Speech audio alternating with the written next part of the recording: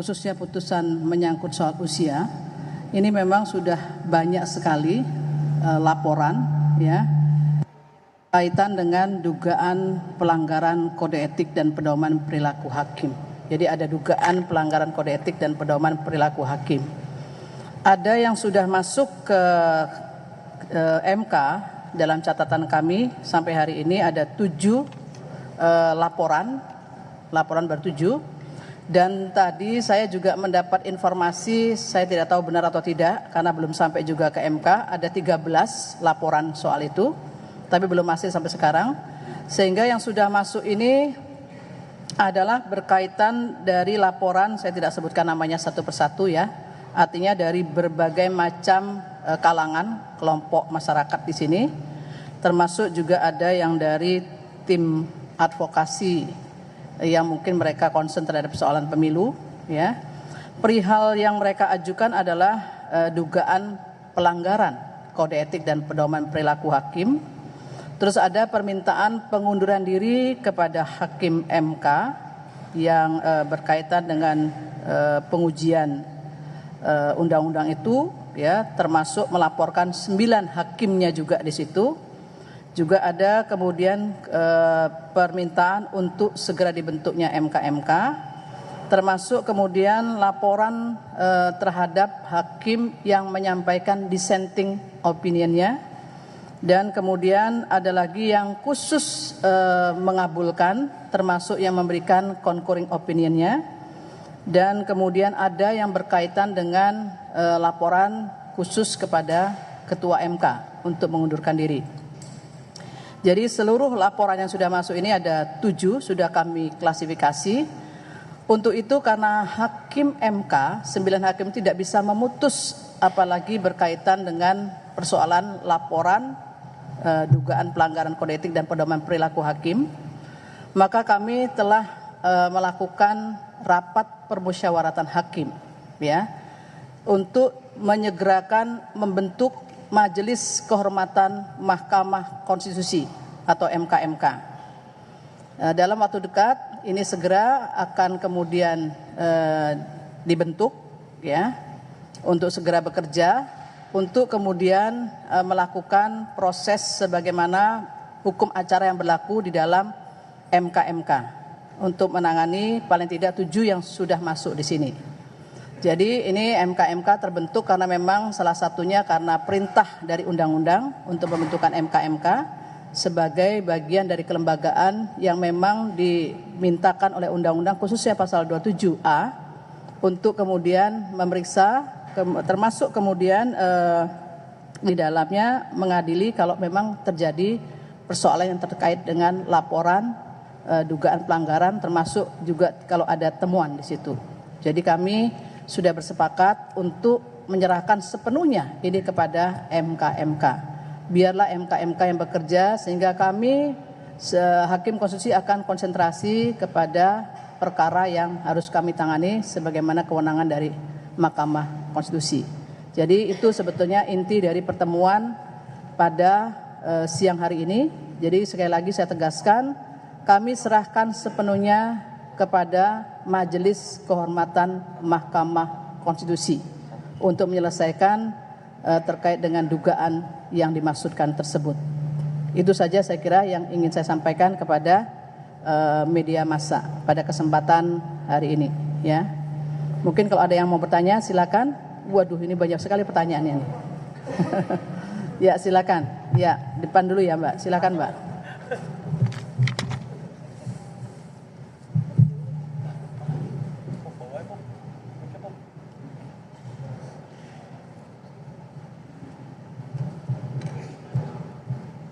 Ada mic, mungkin mic ada? Tes. Selamat siang, terima kasih Yang Mulia Eni, Yang Mulia Anwar Rasman.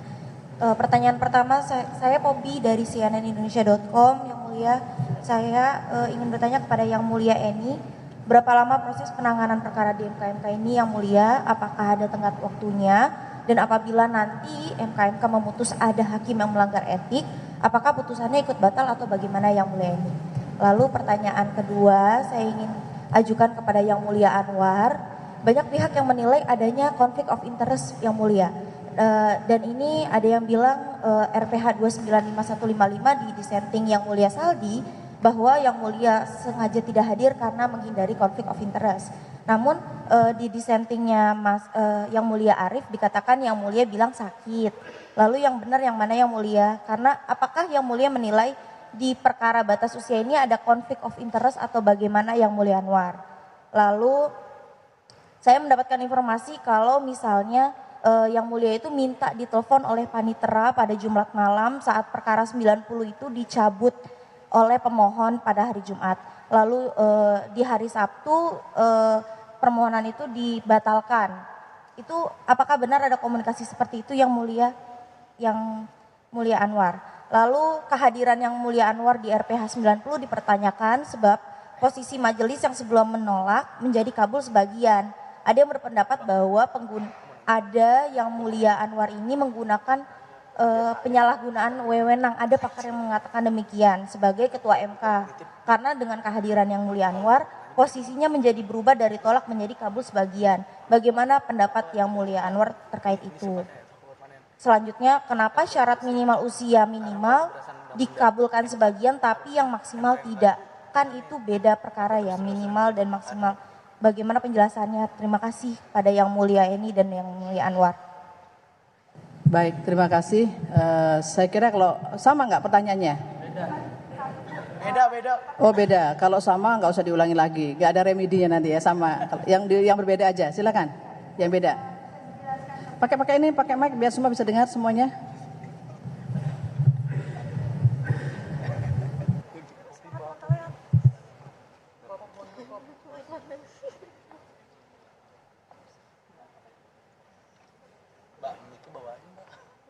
Dari mana dijelaskan ya Mbak ya? Kalau tadi dari mana? CNN ya? CNN ya. Mbak siapa tadi? Mbak siapa? Mbak Popi. Oke, ya silakan. Ya, terima kasih Ibu. Saya Fatia dari Voice of America. Saya ingin hanya satu pertanyaan. Saya ingin bertanya mengenai komposisi atau susunan dari Majelis Kehormatan MK ini siapa saja Bu yang akan menjadi ketua dan anggota-anggotanya. Terima kasih Bu. Oke. Ini saya tadi lupa sedikit ya, saya jelaskan dulu ya. Jadi yang berkaitan dengan MK ini siapa saja yang menjadi bagian dari keanggotaan MK. Jadi kami dalam rapat permusyawaratan hakim telah menyepakati bahwa yang akan menjadi bagian dari MK ini adalah Profesor Dr. Jimli Asidiki. Saya kira kita tidak meragukan lagi berkaitan dengan kredibilitas beliau ya. Kemudian yang kedua adalah Profesor Dr. Bintan Saragih. Beliau dulu adalah dari Dewan Etik MK. Karena kelembagaannya sekarang bukan lagi Dewan Etik tapi MK, jadi memungkinkan beliau untuk kemudian masuk ke MK. Kemudian yang ketiga itu adalah yang mulia Dr. Wahid Udin Adams. Jadi kami sesuaikan dengan ketentuan pasal 27A Undang-Undang MK bahwa keanggotaan itu yaitu dari unsur tokoh masyarakat, akademisi dan hakim aktif. Jadi Profesor Jimli bisa mewakili tokoh masyarakat ya, sekalipun beliau sangat memahami bagaimana sesungguhnya kelembagaan MK. Kemudian yang kedua itu mewakili dari akademisi Profesor Bintan Saragih, dan yang ketiga itu mewakili hakim aktif. Jadi itu yang terkait dengan keanggotaan ya. Yang lainnya silakan, nanti yang lain yang ini bisa dijawab saya dengan yang mulia Pak Ketua. Yang tadi di belakang silakan.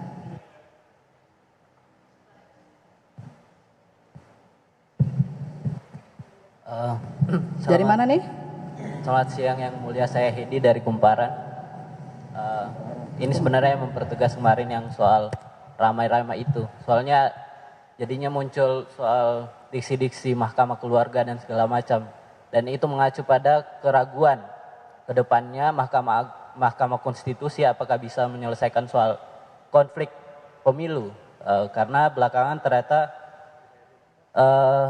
yang banyak disebut di media massa juga yang soal anak presiden itu yang Gibran Rakabumi itu kan akhirnya jadi resmi jadi cawapres. Nah ini pertanyaannya, orang meragukan nanti apakah di sengketa pemilu ke depannya itu publik akan mempercayai Mahkamah Konstitusi untuk menyelesaikan konflik. Karena pasca putusan perkara 90 kemarin itu, kekhawatirannya itu jadi panjang yang mulia. Kekhawatirannya nanti ke depannya itu bagaimana kalau ternyata terjadi terjadi sengketa dan segala macam. Ini kan tugas MK tidak sampai di situ soal pemilu. Nah saya mau menegaskan aja nanti yang mulia Pak Ketua, apakah bagaimana nanti soal kedudukannya Pak Ketua, apakah akan ikut dalam ketika ada sengketa itu dan melibatkan yang bersangkutan saya tadi sebut, atau bagaimana? Atau justru akan memilih soal desakan teman-teman atau mungkin yang pelapor yang soal opsi pengunduran diri. Terima kasih yang mulia. Baik, terima kasih. Ya, satu lagi silakan. Baik, terima kasih yang mulia. Assalamualaikum warahmatullahi wabarakatuh. Waalaikumsalam. Ini siapa ini? Ya, perkenalkan saya Gugum Ridho Putra dari Tim Advokasi Peduli Pemilu TAPP. Kami juga baru saja mengajukan laporan hari ini yang mulia.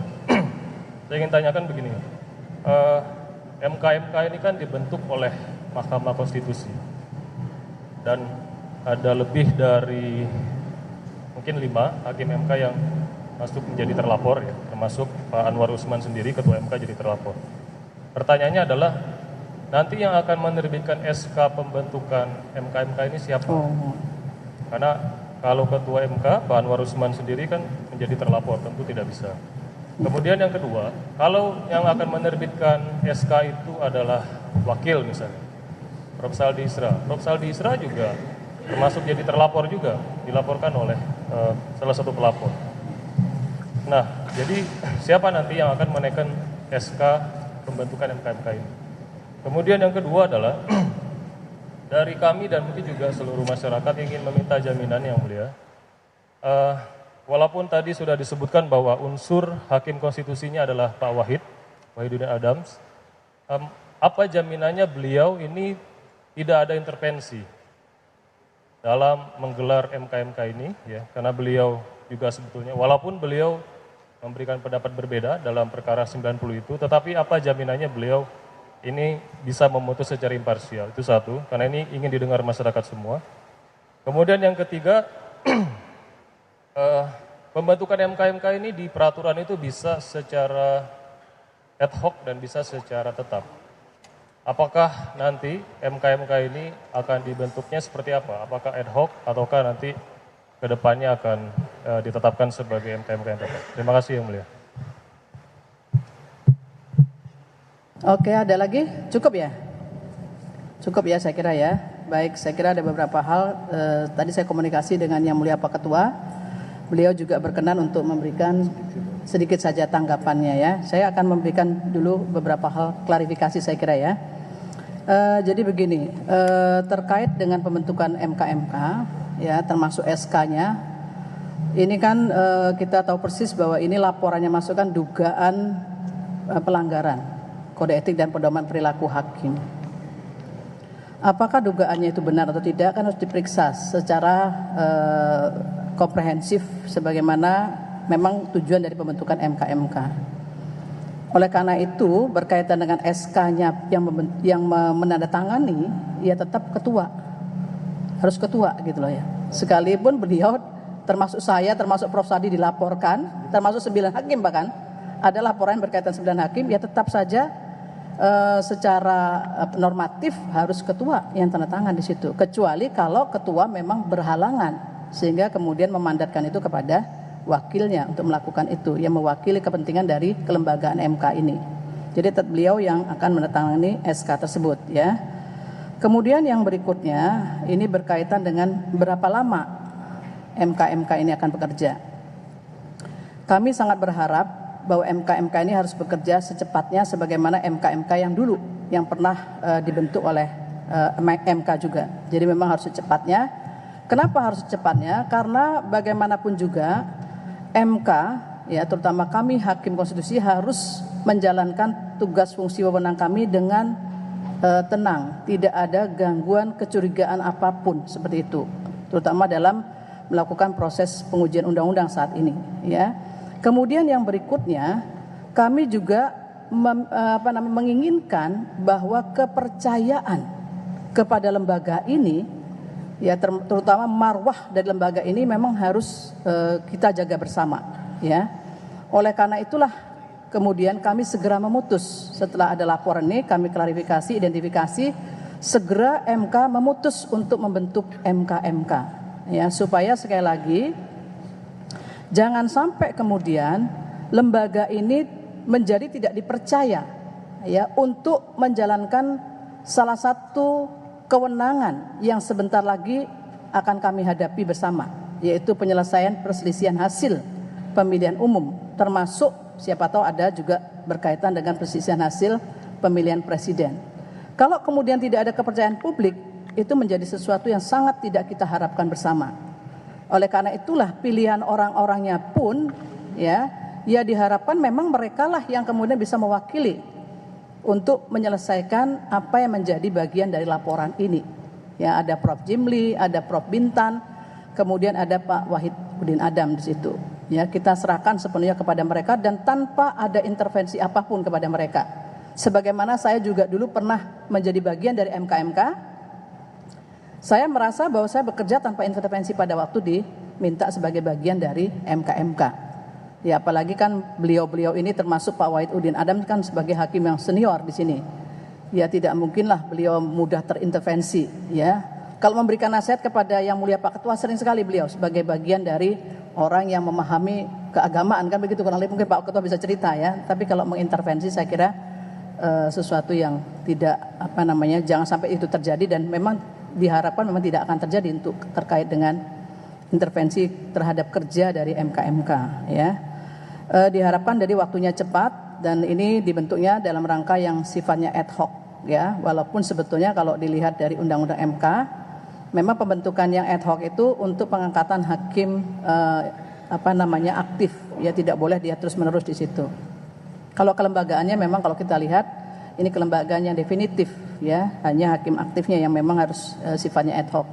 Tapi berkenaan dengan perkara ini kami berharap ini harus secepatnya sehingga dibentuklah yang sifatnya ad hoc, dan nanti setelah melewati proses, ya, kami akan segerakan untuk mendefinitifkan. Itu nanti soal berikutnya saya kira, ya, yang akan kita diskusikan di situ. Kemudian yang terkait yang lainnya saya kira Pak Ketua sendiri yang akan tadi menyampaikan, saya sendiri akan menjelaskan termasuk apakah betul terkait dengan dugaan-dugaan MK menjadi sesuatu yang berubah peristilahannya di dunia luar itu menjadi mahkamah keluarga dan seterusnya. Saya kira silakan kepada Pak Ketua. Ya, baik. Terima kasih Yang Mulia Prof. Eni. Sekali lagi saya mengucapkan terima kasih atas perhatian rekan-rekan media. Saya perlu sampaikan bahwa saya menjadi hakim mulai 1985, itu sudah menjadi calon hakim sampai sekarang, jadi udah 30 sekian tahun. Ya, alhamdulillah saya memegang teguh sumpah saya selaku hakim, memegang teguh amanah dalam konstitusi, undang-undang dasar, amanah dalam agama saya yang ada dalam Al-Quran, sehingga saya sering mengatakan dalam berbagai kesempatan bagaimana Nabi Muhammad SAW ketika didatangi oleh salah seorang yang bernama Usamah bin Zaid, diutus oleh bangsawan Quraisy supaya bisa melakukan intervensi, meminta perlakuan khusus karena ada tindak pidana yang dilakukan oleh salah seorang anak bangsawan Quraisy. Apa jawab Rasulullah SAW? Beliau tidak mengatakan menolak atau mengabulkan permohonan dari salah seorang yang diutus oleh bangsawan Quraisy itu. Bila mengatakan, andaikan Fatimah anakku mencuri, aku sendiri yang akan memotong tangannya. Artinya menunjukkan bahwa hukum harus berdiri tegak, berdiri lurus, tanpa boleh diintervensi, tanpa boleh takluk oleh siapapun dan dari manapun. Alhamdulillah, dalam semua perkara sejak saya menjadi hakim, dan saya sesuai dengan ira-ira dalam sebuah putusan, sama putusan yang di Mahkamah Agung. Jadi saya itu hakim konstitusi yang berasal dari Mahkamah Agung. Ira-ira putusannya sama dengan di sini. Demi keadilan berdasarkan ketuhanan yang Maha Esa. Jadi putusan itu selain bertanggung jawab kepada bangsa, negara, masyarakat, tetapi yang paling utama adalah bertanggung jawab pada Allah Subhanahu wa Ta'ala, Tuhan yang Maha Kuasa. Dalam sebuah perkara apapun, itu yang saya lakukan, alhamdulillah sampai hari ini. Terkait dengan pertanyaan rekan-rekan ataupun berita yang sudah begitu luas, luar biasa, masalah konflik, kepentingan dan sebagainya. Nah, rekan-rekan dipersilakan untuk membaca, mengkaji putusan Mahkamah Agung nomor 004/PUU /1/2003. Mulai dari situ kawan-kawan sekalian bisa mencermati apa sih makna konflik kepentingan, konflik of interest terkait dengan kewenangan Mahkamah Konstitusi. Satu hal yang perlu disampaikan juga sebelumnya dan nanti bisa baca dalam beberapa putusan Mahkamah Konstitusi, bahwa Mahkamah Konstitusi mengadili norma sebuah undang-undang, bukan seperti peradilan pidana atau perdata di Mahkamah Agung. Yang kedua, putusan nomor 5/PUU /4/2006. Yang ketiga, putusan nomor 97/PUU /11/2013. Dan yang keempat, putusan nomor 96/PUU /18/2020. Nah, pertanyaan adik-adik wartawan, rekan-rekan media bisa terjawab di sini. Kalau saya mengatakan secara panjang lebar, ya mungkin tidak pada kesempatan ini dan nanti mungkin di majelis kehormatan. Tetapi yang pasti untuk mengetahui lebih awal apa sih makna konflik kepentingan di Mahkamah Konstitusi. Kalau pertanyaan itu diajukan ke misalnya hakim pengadilan negeri, pengadilan tinggi, Mahkamah Agung, atau semua peradilan yang berada di bawah Mahkamah Agung selain dari peradilan umum, ya peradilan agama, pengadilan tun, peradilan militer. Tapi di sini sekali lagi yang diadili itu adalah norma pengujian undang-undang. Jadi norma abstrak itu jadi bukan mengadili fakta atau sebuah kasus. Itu yang bisa saya sampaikan. Nanti selebihnya tentu kami semua termasuk Yang Mulia Prof. Eni akan mempertanggungjawabkan pada majelis kehormatan Mahkamah Konstitusi. Mungkin itu. Terima kasih. Saya kembali kepada Yang Mulia Prof. Eni. Ya, baik. Saya kira saya tambahkan sedikit saja ya. Memang kalau terkait dengan PHPU, ya PHPU seperti misalnya perkara menyangkut perselisihan hasil pemilihan legislatif. Itu kami karena ini hampir berkaitan dengan kasus konkret seperti kita menguji sebuah fakta begitu, itu sudah pasti hakim yang akan mengadili itu harus dicek betul di situ apakah dia punya kaitan dengan daerahnya, termasuk daerah pemilihannya, semua yang secara konkret faktual ada kemudian ketersinggungannya. Tapi memang yang diuji ini adalah sesuatu yang terkait dengan norma abstrak di situ, bukan kasus konkret.